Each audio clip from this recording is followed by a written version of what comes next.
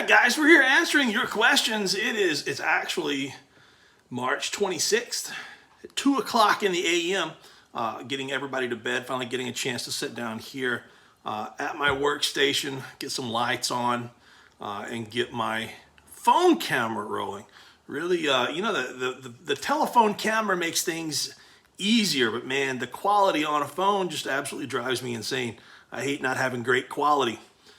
Much prefer my actual camera, but it requires quite a bit more video editing and a lot more work and processing than just simple iPhone record and then hit upload. But it's been a really big week, guys. Lots of good questions. I'm going to start off here as they came in on the YouTubes. We'll just start here. John Donovan says, my little boy is a trip. How are my legs doing, or did you miss an update again? You are absolutely right. My son is, he's a lot of fun. He is an absolute lot of fun, but he keeps you on your toes.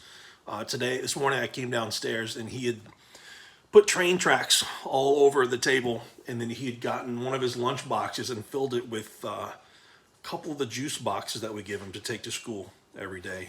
And he was running his trains off the tracks and into the juice over and over.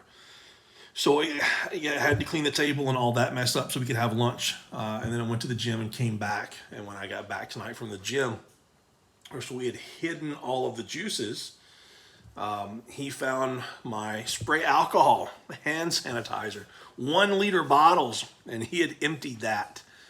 So he had replaced the juice in the lunch boxes with hand sanitizer, liquid spray alcohol, and then it was also covering the table and the floor. So that was fun to clean up as well. But he passed out on the couch tonight, going back and forth with me and my wife, and he was absolutely out. You love my older son as well. He's a heck of a kid. Heck of a kid. How are my legs doing?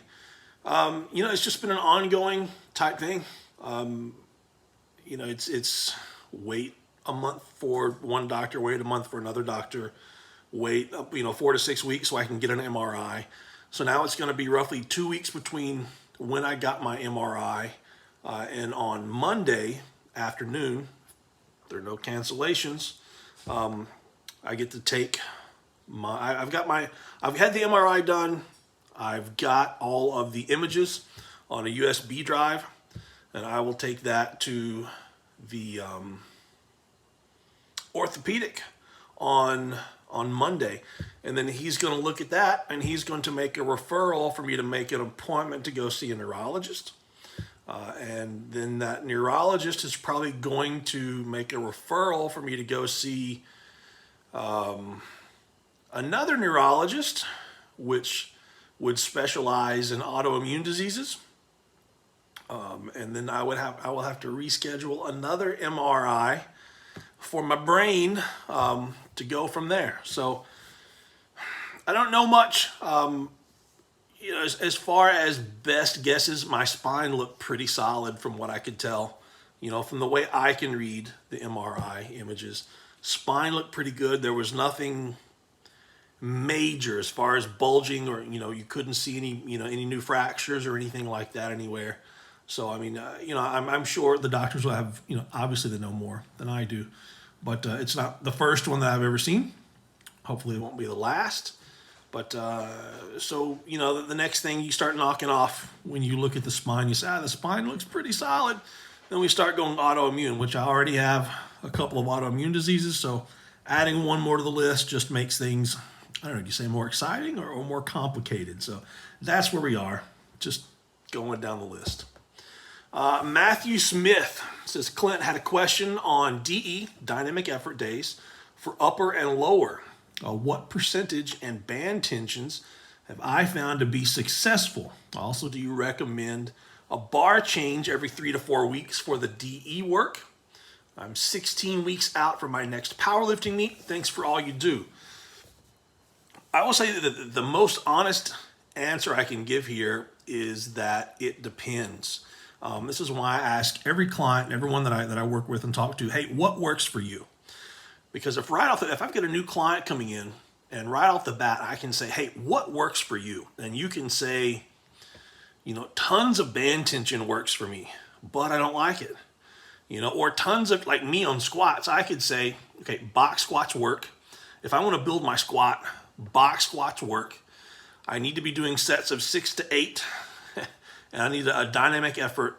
Dynamic effort needs to be rotated in with lots of chains, probably somewhere in the 200 to 240 pounds range of chains. But I absolutely hate the high rep sets, and I hate using chains on almost everything except for deadlifts. So, it really depends. What do you know works for you? If you know what works for you, then obviously that's exactly what you should do, and you should always make small alterations above and below that to see, how to manipulate it and how to make things, slightly better. But as far as for me, what have I found to be most successful? As far as myself, I thrive and make great progress on squat and bench if I can work up over time with medium amounts of band tension and then work up to excessive amounts of band tension, something absolutely ridiculous. Like last week, I did box squats with something that I figure is about 60% right now, and that I used a set of heavy bands and a set of average bands. So the heavy bands add around 200 pounds at the top. The average bands add, 130, 150, something like that. So it was really more bands than straight weight, if I'm having to be honest. And it absolutely fried my hamstrings. That amount of band tension done properly on a box squat fries your hamstrings. Something similar I'll do on bench press. I don't always like to use just the standard mini bands. I like using monster minis. I like using lights, or I like using a series of a lot of micro mini bands. I think a few weeks ago I used 7 micro mini bands per side on the bench press, creating an absolute. I think the micro mini bands.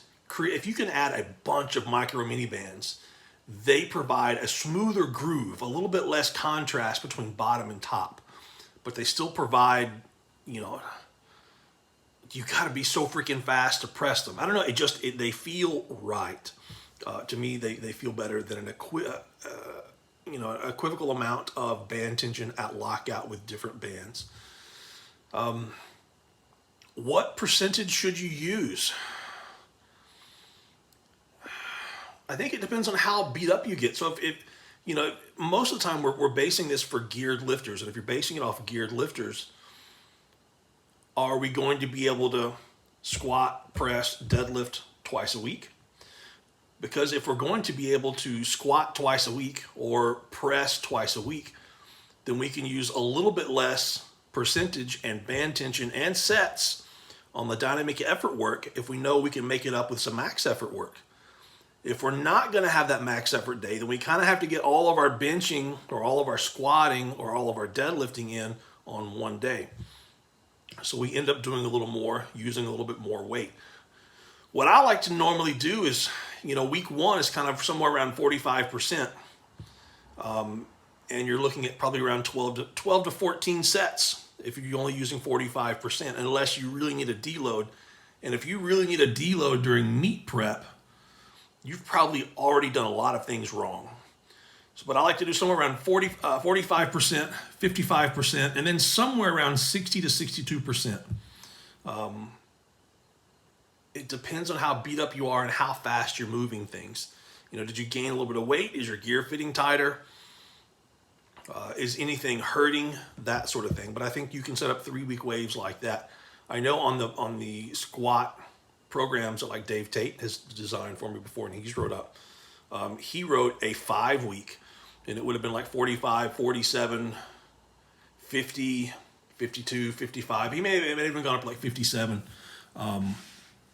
But that's how he based everything. He gave me a much longer wave in there. But, really, I don't program. I program 1 week at a time. I will make notes for a solid 4 weeks for every athlete that I work with, every client that I work with, the direction that I think things should go. But I write things out by the week, because if they come in after doing week 2 at 52%, and they only got 6 sets before they were absolutely dead, then we've got to reassess some things. So my suggestion is to start somewhere around 45 to 47%, get a week 1 in. Was it fast? Were you able to do something that fits in with Prilipin's chart? Not just 5 sets of 2 at 45%. That's not going to cut it. I may do that a lot, but I may do 5 sets of 2 raw, and then 5 sets of 2 with a catapult, and then 5 sets of 2 with a bench shirt. I may do 5 sets of 2 with, 2 micro mini bands, followed by 5 sets of 2 with 3 micro mini bands, followed by 5 sets of 2 with 4 micro mini bands. And that's all week 1. So I still have to get the sets and reps in. I know that I need the volume. And chances are, everyone, even the people who say they can't handle the volume, they need volume. They're just out of shape. I know that's probably not what you're looking for, but that's what I thrive from, and that's what I think most people will thrive from if it's programmed correctly. Do I recommend a bar change every 3 to 4 weeks for the DE work? I know that's a big thing with Donnie Thompson, and I've had success with that, as long as I can make sure that the bar is going to carry over to the basic principles of the lift that I'm doing.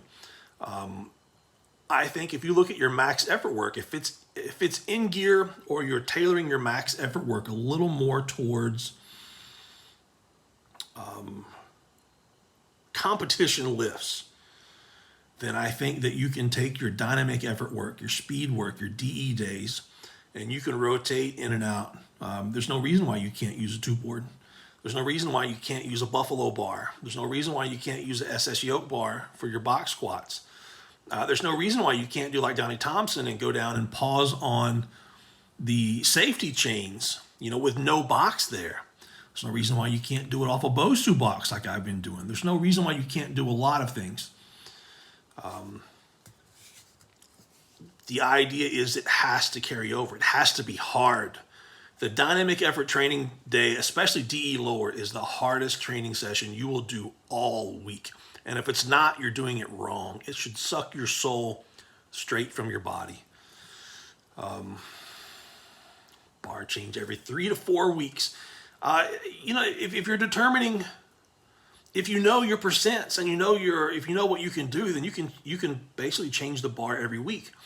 What the issue with that is, if you're doing a 3-week wave or a 4-week wave, and you're using vastly different bars, then you have to accommodate, you have to look at what kind of percent you're going to have on there based on the bar you're using, based on the competition lift. So if you're a smart lifter, for me, I still like to do the standard dynamic effort with the bar that I know the best.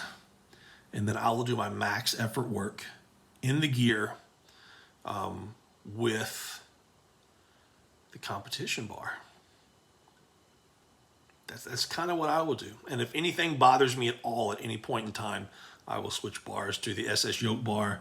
The buffalo bar actually feels better than a regular bar on bench press for me.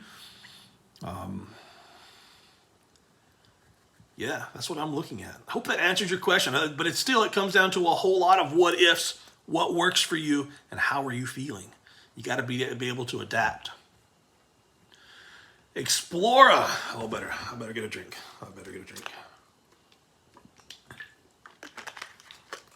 Oh, this is going to be a long one. Explora 213. What's my opinion of the Eddie Hall Thor match, and why do I think Eddie will want the rematch, despite it being a bad idea?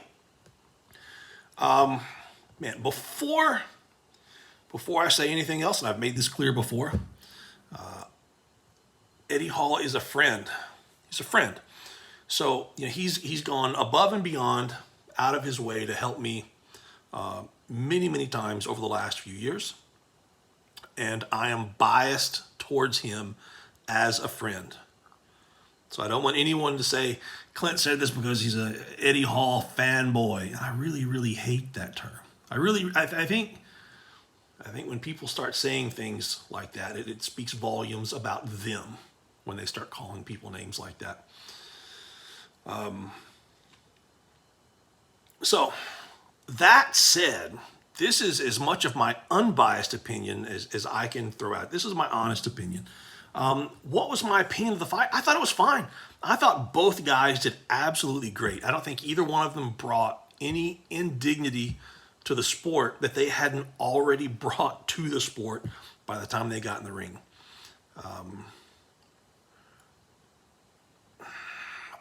As far as how they fought, I'm really much more embarrassed by the comments of the general public than I am by anything that either one of them have done at any point. I really think that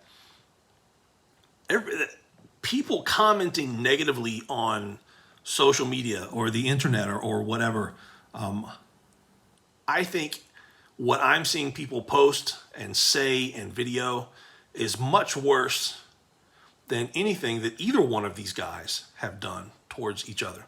Keep in mind that both of these guys have said things and done things towards each other, not to anyone on social media. Everything is to each other, about each. It may have been on social media, but it was about them, not about you. I have issue, and I don't mean you, Explorer. I mean you as in people, and that's why I will not. How to say this? I intentionally did not shoot this at the beginning of the video. I intentionally will not put their name in this video. Everyone has a huge opinion about both of them. They're bad and they're destroying the sport and they're bad for the sport and they shouldn't have done this and so on.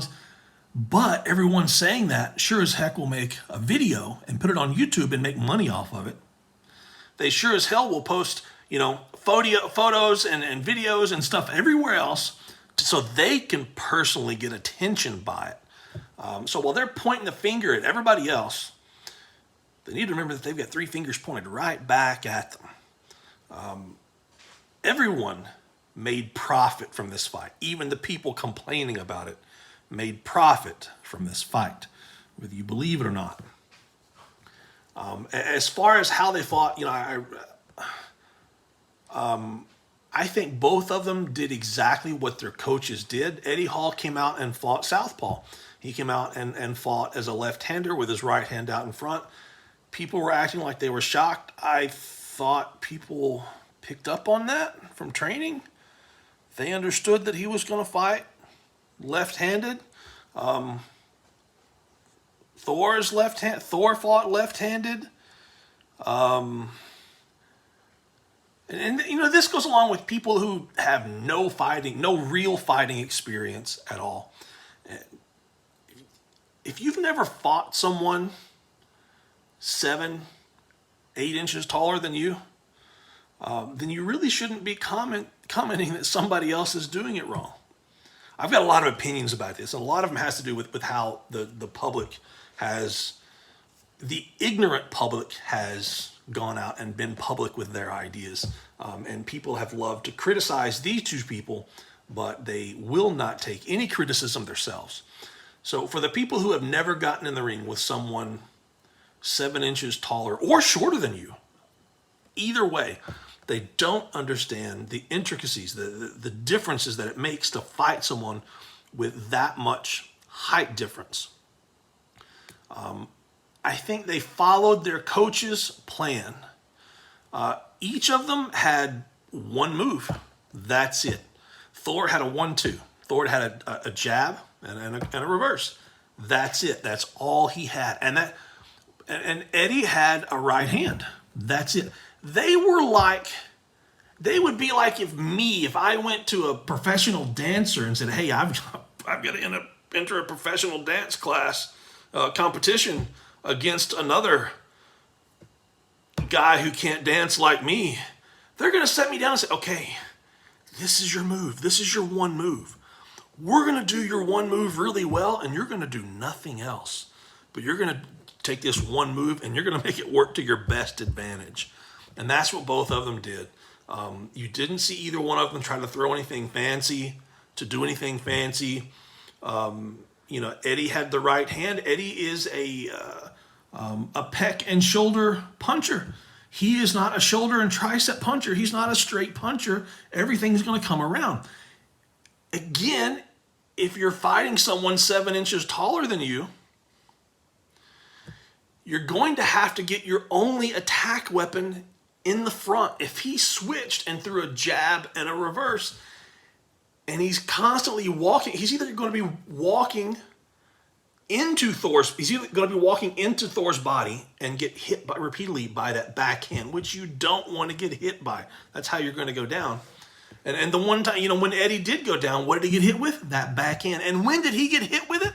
When he was switching stances, when his feet were close together. So you have to fight Thor with you have to fight him southpaw. You have to. That way you can walk away from his backhand. And that allows you to use your front leg to eliminate space, to judge your distance, and to use that right hand as a little bit of swinging. Because Thor is so far away, you have to reach. If you're overreaching, you're going to end up missing a lot, and you're going to look really, really bad.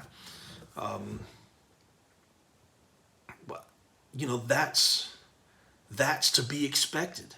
If you took someone who was 6'3", who is a full-time professional boxer, and 6'3" is a big boxer.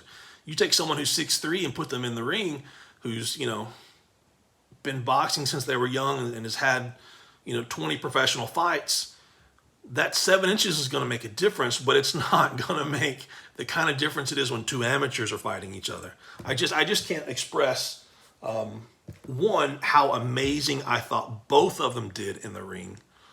How they both listened to their coaches. They both did what they should have done to have a chance to win the fight. Because Thor is not a power puncher. He's not a power puncher at all.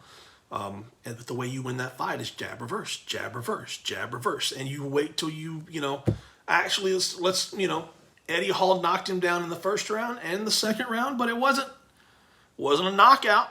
I don't think it was a, oh, he's down, folks. Thor is down. It wasn't that sort of thing. Again, he caught Thor when Thor was making a step. Feet were close together. You get hit really hard, you're going down. The same with Eddie. If you watch the fight, whenever Eddie went down, he was making a step. Didn't have his back foot planted. He wasn't ready to absorb the blow. Feet were together, and you get hit hard when you're not expecting it, especially on the jaw. You're going down. You come back up, but you're going down. And those are mistakes that amateur boxers make. Those are mistakes that amateurs and beginners make. There was something else I was really going to say that I thought was really, really important.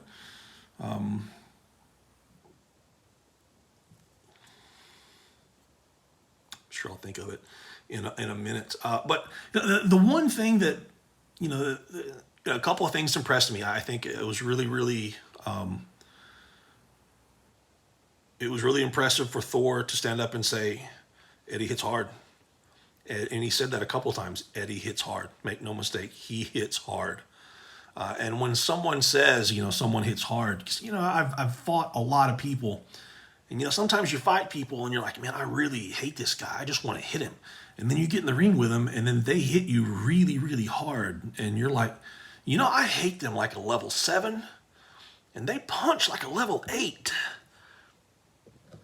Maybe I don't really hate them bad enough that I really want to fight them. There's always that moment, and I've had a lot of moments like that. But I thought that was very, very respectful of Thor to compliment Eddie like that. And then for Eddie, when the fight's over, to say, man, I just fought the biggest, human boxer in the planet. I think that shows that a little bit of respect. And I don't want to say a little bit of fear, but, for you to say something like that, at some point you walked in the ring and thought, dear God, I got to fight this guy. I've got to hit this guy.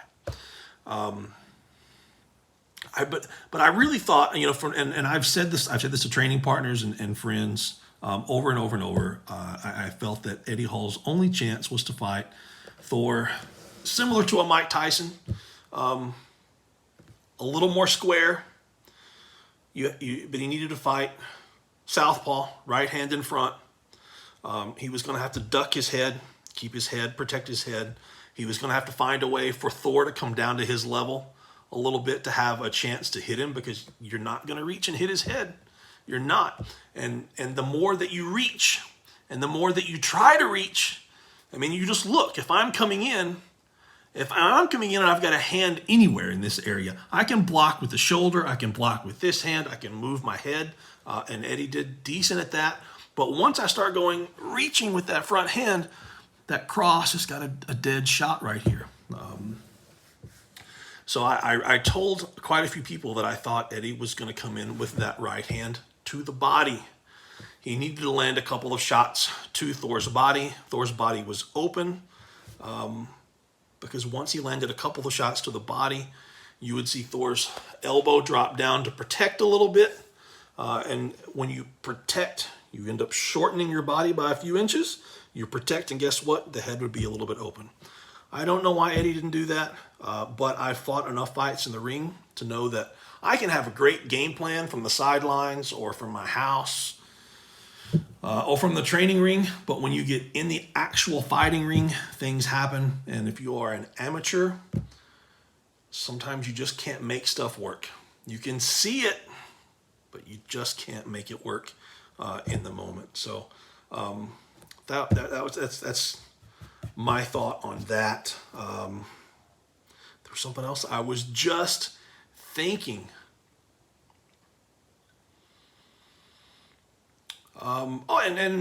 People were really making fun of Eddie's fighting style of ducking down and hovering over. That's a very common fighting style in martial arts, especially if you're shorter and you're fighting someone taller. You've got to find a way to bring them down. And Thor was only, that's what else could he throw besides headshots? Eddie's body was so far away from him. His head was the closest object to him. And he didn't have any issues hitting Eddie repeatedly with jabs. Eddie came out really, really well in the first round. He played his game in the first round, but he got cut really bad across his right eye, right off the bat. I'm pretty sure it was a grazing blow with the side of the glove, but enough of those repeatedly opened up his right eye. Blood going down your eye, sweat, you can't see very well, and you just don't want to get hit there anymore. Eddie's not a seasoned boxer. His face is not scarred up and prepared to repeatedly take those kind of hits. So then he came back out, and after so many hits, you switch stances going back, and he's thinking that he's going to protect that eye, and then he gets the other eye opened up. So now he's got two opened eyes that he wants to protect. And you got to find a way to get Thor to come down a little bit. So, again, the people who know absolutely nothing about amateur fighting, maybe that's the best way to put it, because a professional would never fight that way. But for an amateur fighting, I think they both did exactly what they should have. Neither one of them got decimated. They both went 6 rounds. So for all the people who thought it was going to be a 15, 30-second fight and then it was going to be a hug fest, I think you should apologize. Those guys worked really, really hard, and they are two absolutely great amateur fighters. And I was proud of both of them to go out there and do what they did. That was a lot longer than it should have been. Why do I think Eddie will want the rematch despite it being a bad idea? I don't know why it's a bad idea. I'd love to watch it again. A bad idea that made how much money? Really, made how much money? Everybody said that it was terrible and they hated it and they hated all the lead up to it, and everybody watched it. Everybody made a video about it. I'm looking at my screen right now, and I've got you, and there's just everything is Eddie Hall and Thor. 697,000 views on just the video that's randomly up on my screen randomly up on my YouTube main page right now. There's no other video up here that has anywhere near those kind of views on my screen. In 5 days, 697,000 views. Clearly, it was a good thing for a lot of people and not just the 2 people that were in the ring. So I don't think it's a bad idea. Do I think it will happen? No, I don't think either one of them have any hateful feelings from that fight. I think, that's, the fight settled a lot. They both got to hit each other. If there's another rematch, I think we will know it is just for money and promotions, and they'll probably give them all, both of them probably give all the money to charity, because there's nothing left really to settle. Anyway, that's my really long, drawn-out answer on that. Second part of the question, which is more important as a builder and tester, squats or deads, bench or overhead? Builder and tester of what? I think the box squat is the best building lower body exercise out there that there is. I can take the box squat and use a wide stance, a multitude of different box heights, bands, chains, dynamic effort, max effort, whatever. And I can build my deadlift without ever deadlifting. I can build my tire flip, my Conan's wheel, Atlas stones. Every time I've taken box squats out of the mix, my event strength has gone down.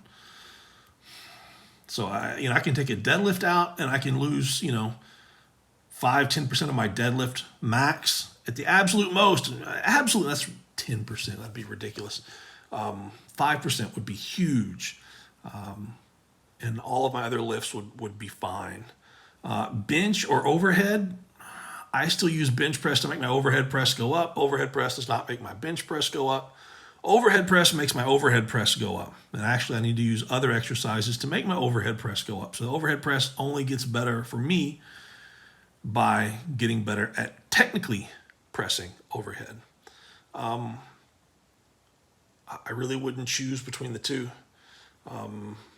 As far as overall strength and athleticism, you can take someone who's really strong that can bench press a lot, but he's not going to take a barbell from the ground to overhead press near as well as someone with better athleticism, just because they don't have the technique, they don't have the skill, the ability, the agility, or the movement. I hope that answers your question a little bit. That said, I love to pull. I love to bench press in a shirt, and I love to log press. So, strength habits. How long have I worked with my oldest client, and what's my secret in building a solid coach-athlete relationship?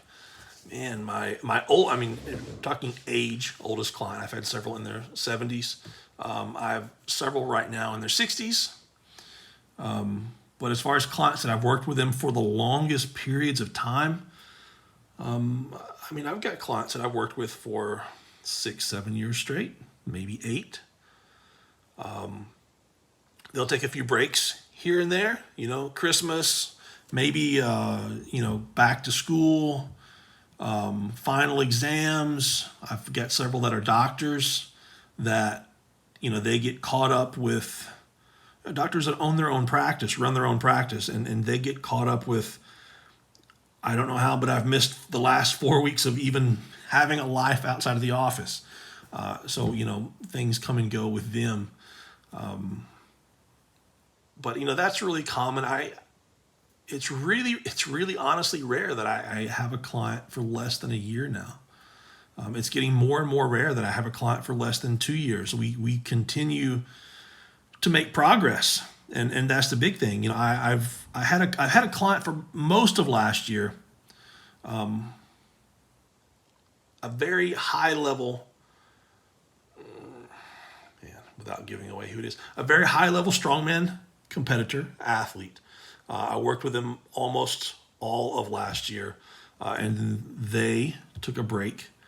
We knew there was a break coming in December, and then they contacted me again today. They made vacation holidays the whole month of December. They were not home. They were gone. And then January came back, made some progress. February came back, made some great progress. And then just all of a sudden things are just going downhill. So I think they made a lot of progress because they went from not training to training again.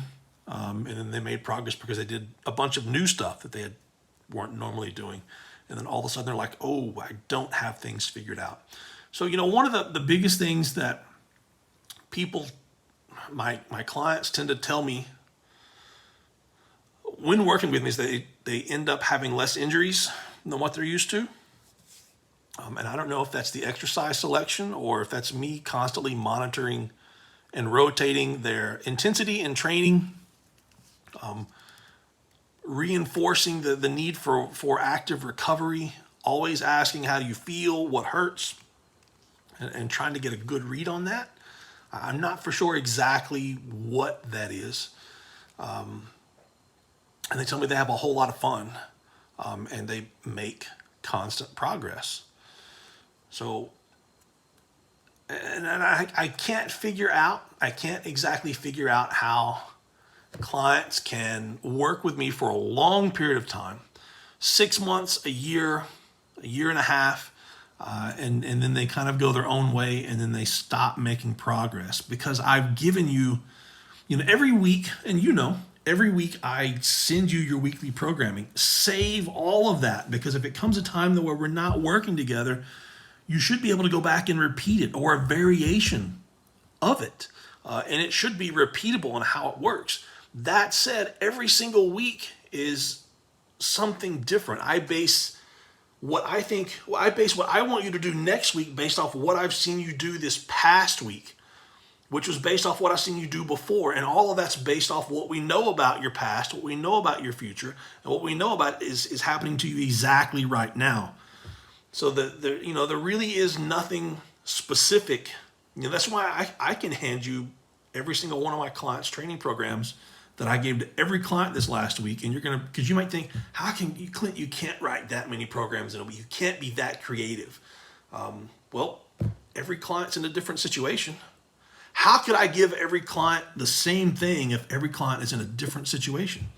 You can't. It's not going to work. It's not going to work. Every week it has to be based off that individual. So I don't know. That's, the ways that I keep clients is I offer the absolute best service that I possibly can. I'm getting better at it constantly. I have a lot of clients that complain because, and you guys know this, email me as often as you want, but I want one email per week that is your review.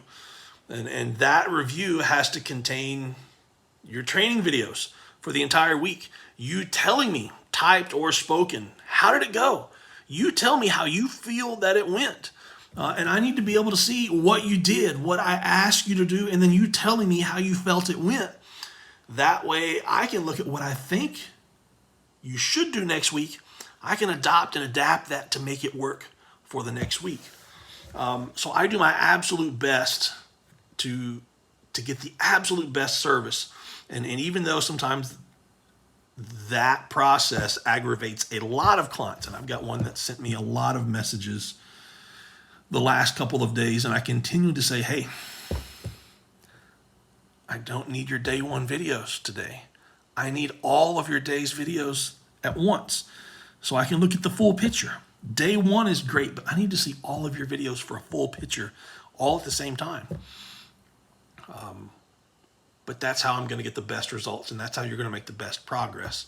How do I build a solid coach-athlete relationship? I do my absolute best to understand as much as I can about every person that I work with. And sometimes that's not easy. Sometimes it takes a long time. I will tell you, I had somebody the other day asked me somewhere if I had a favorite client of all time. And I really thought about two different clients. One was a police officer who got assaulted on the job, like severely put in the hospital. And I remember the day that the person who assaulted him, put him in the hospital, got out of jail. And that was a big day for this police officer.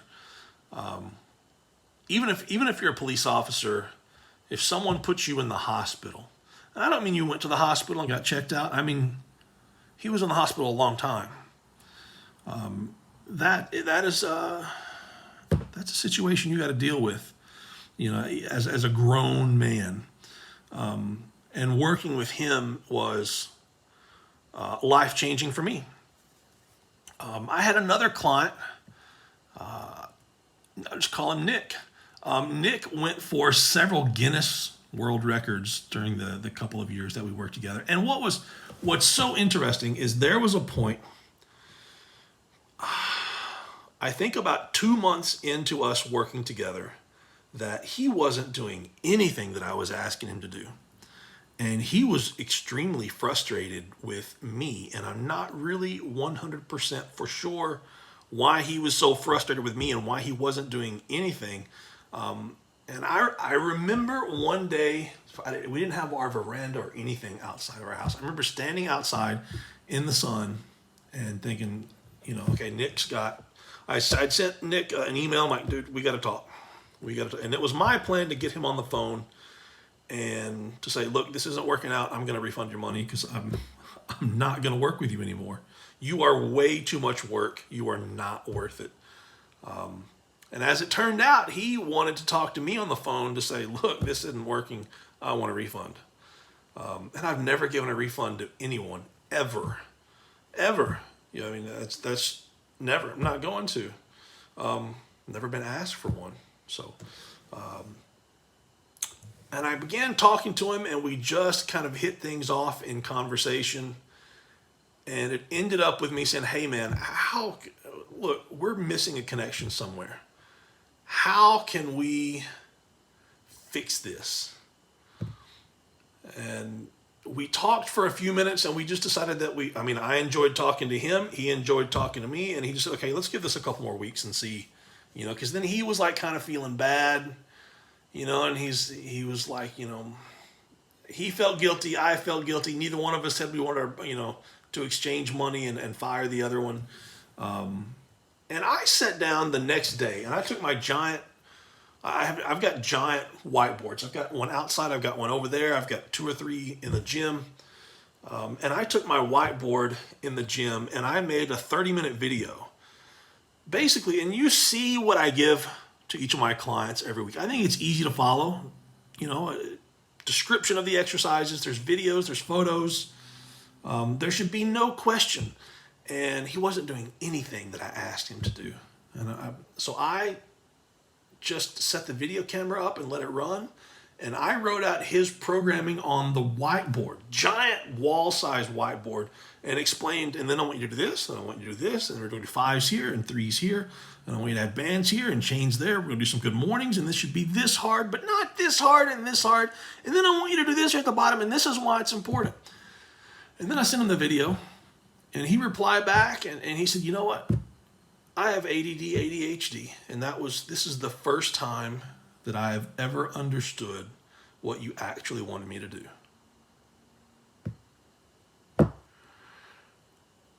10 years later, Nick's still a great friend. We're not working with each other anymore. We worked with each other for, a couple of years after that. And he was...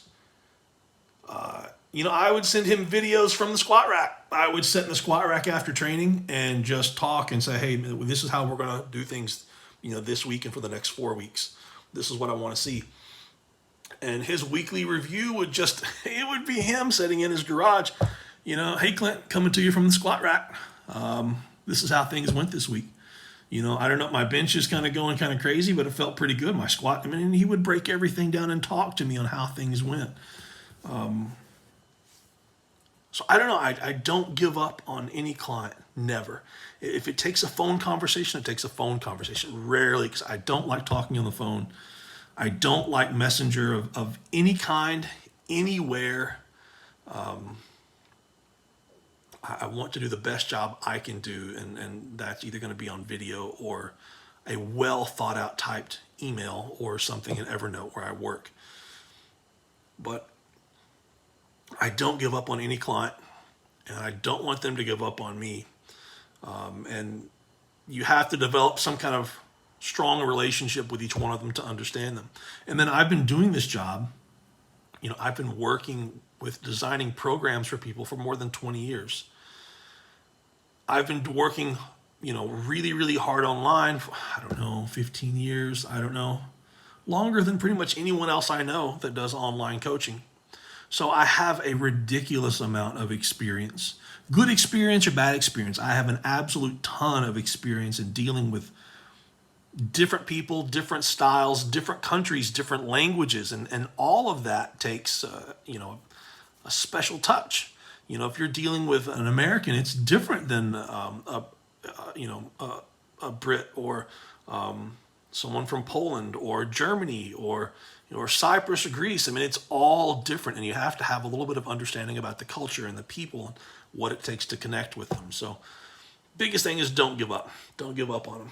Don't let them quit, and try to find a great understanding of them and between the two of you. And love you, Nick. I met Nick as well. We hung out a few times when I was in the States. Miss that guy. AJ says, what are some of my best, contest bests, training PRs, and what's my favorite and least favorite events? Contest bests, man, I'm really not for sure. I think the only time that I've picked up 1,000-pound yoke in a contest was, obviously that was the contest, but I've done 1,100 in training when I was younger, back before 1,100 was a common number. I've loaded a 230 kilo Atlas stone in a contest. So that's like 503, something like that.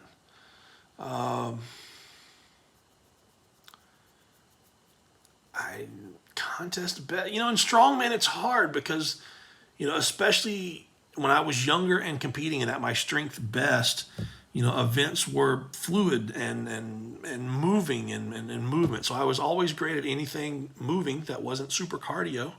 Always great at strength event or grip events.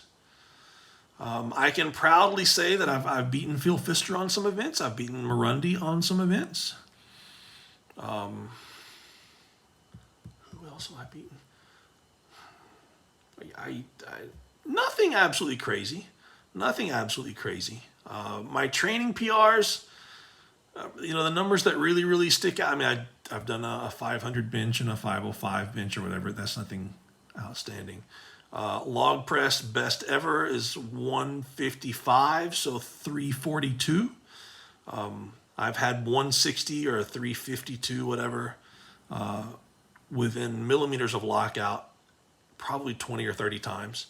I've done a 2 3/8 inch axle clean and press with 341, 342, whatever, 155. I've done a 957 pound box squat, no wraps, and suit straps down. I've deadlifted 800, 801, 804, 805, 806, 8, 9, 10, 11, 14, 15, 16, 19, and 21, all in straight weight. And then I've pulled many combinations of bands and chains, well over 800 pounds. I don't know, 100 plus times, something like that. That was a long time ago. I have done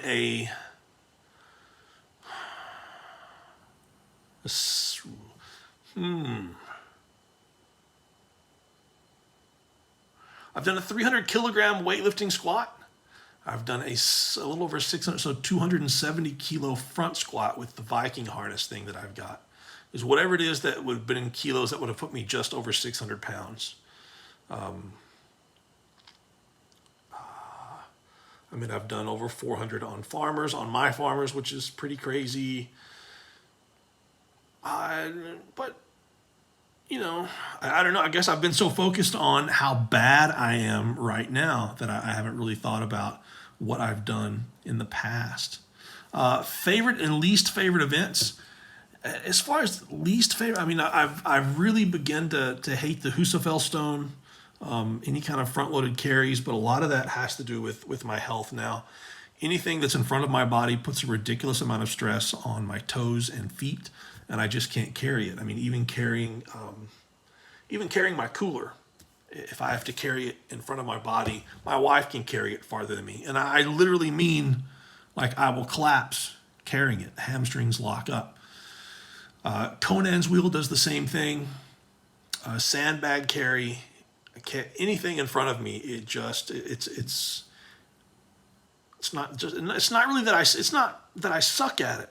I mean, because I used to have a Husafel stone. I had a bunch of Husafel stones at my house in Kentucky. I had some 400s and 450s that I would carry forever. But as I've gotten older and whatever's going on with my feet right now, it won't allow me to do it. But, in general, I'm just not a fan of, a lot of overhead press events. I'm working on the circus dumbbell. Axle kind of rips me apart, trying to get into position. Viking press is the same. I mean, I've won Viking press before at competitions, but I've never been a great presser. I've torn both rotator cuffs when I was really, really young, in my teens. I love super yoke. I love Atlas stones. I've always loved, like frame, farmer's carry, anything that's loaded behind me. I can get my back and everything locked into, and I can kind of go. So I've always been, of course, I love deadlift. So I love anything that is behind me and not in front of me. Giz Mama Goo. Hoping I said that correctly. How do I train so hard with such odd sleeping hours? I just do the best I can. I really do the best I can. It's 2:53 a.m. My wife helps me. My wife generally takes care of the morning stuff with the kids, and then I do a lot of the evening stuff. So I cook the food. I'll start preparing food. I won't tonight because we've got our normal Saturday meals hopefully tomorrow. But I've got some chicken that needs to be cooked or frozen. But normally I will start preparing the food before I go to bed.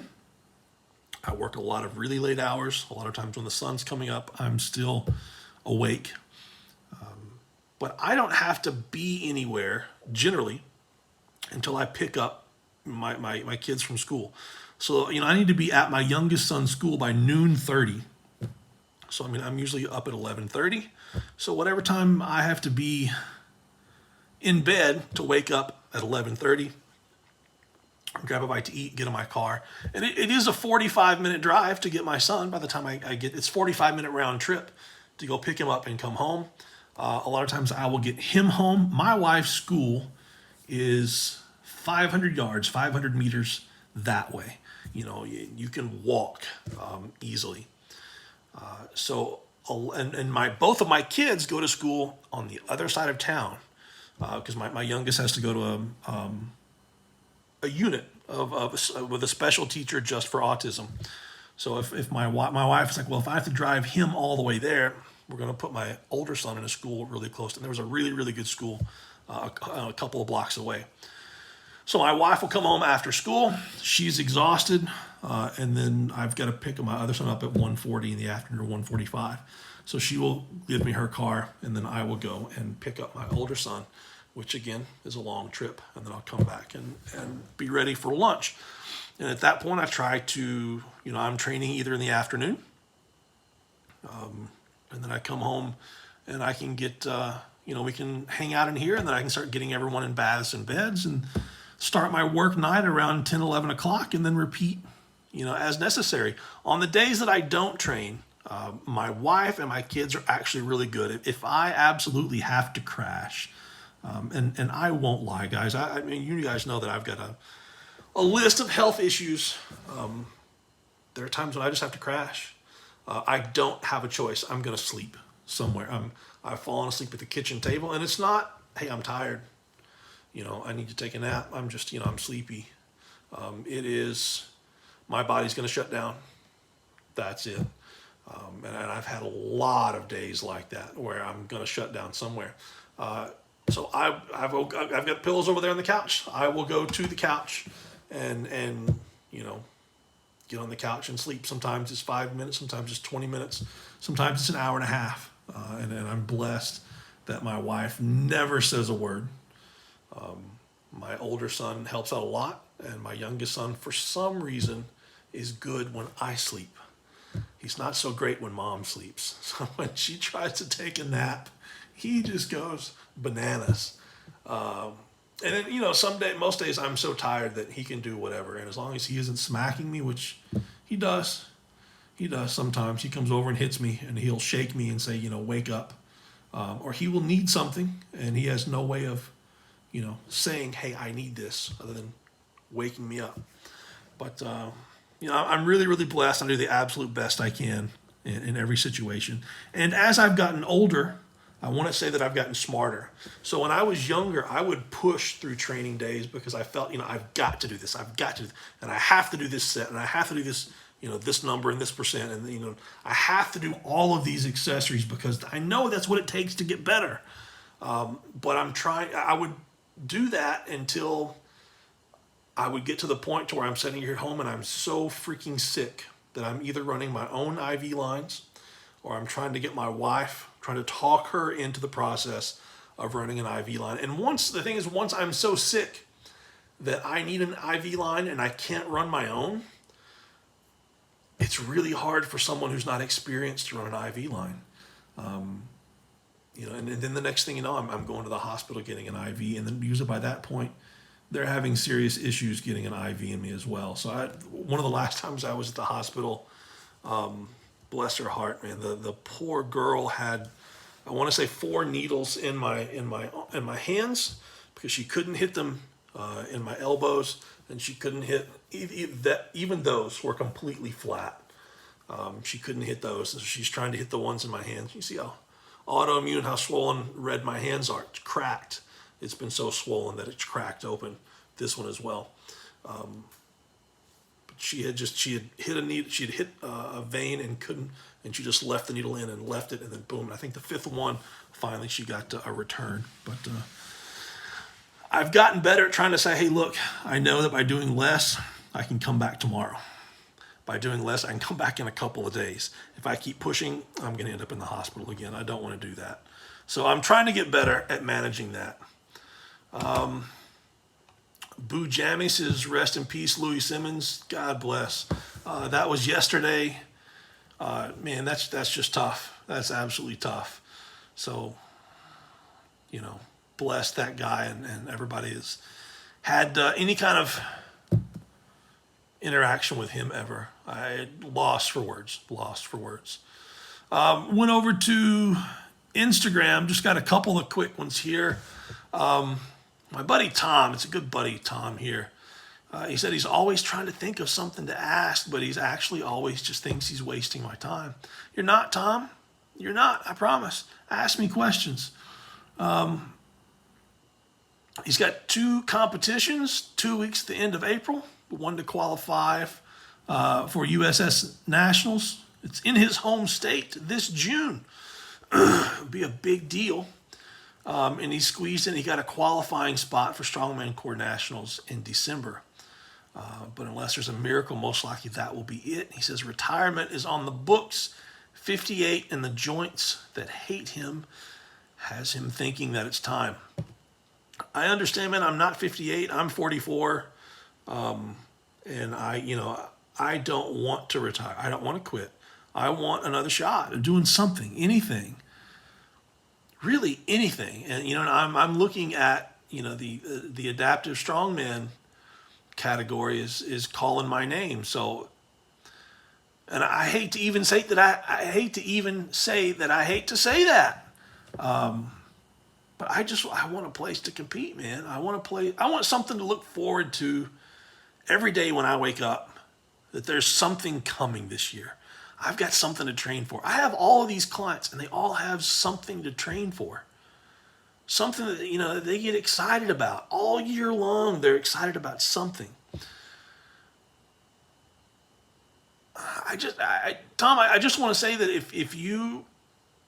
if there's something in strongman or strength sports that makes you wake up and think about it, if it's a competition, whatever it is, don't give that up. If there's something that's still calling you, don't quit.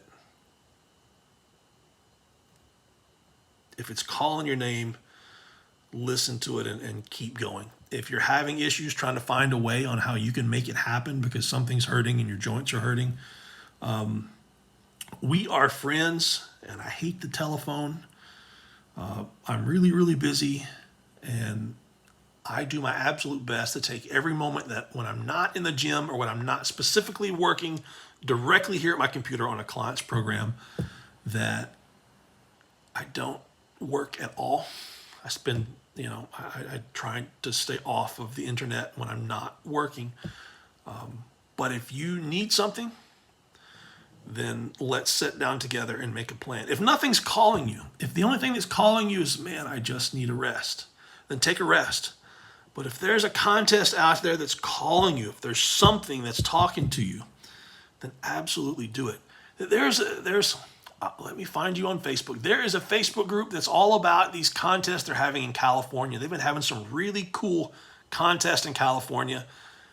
The events are totally different than what I've ever seen at any other strongman contest. They're all pretty. I mean, they're fun. A lot of the stuff that you see me do in the gym, and I haven't edited video in like 6 or 8 weeks.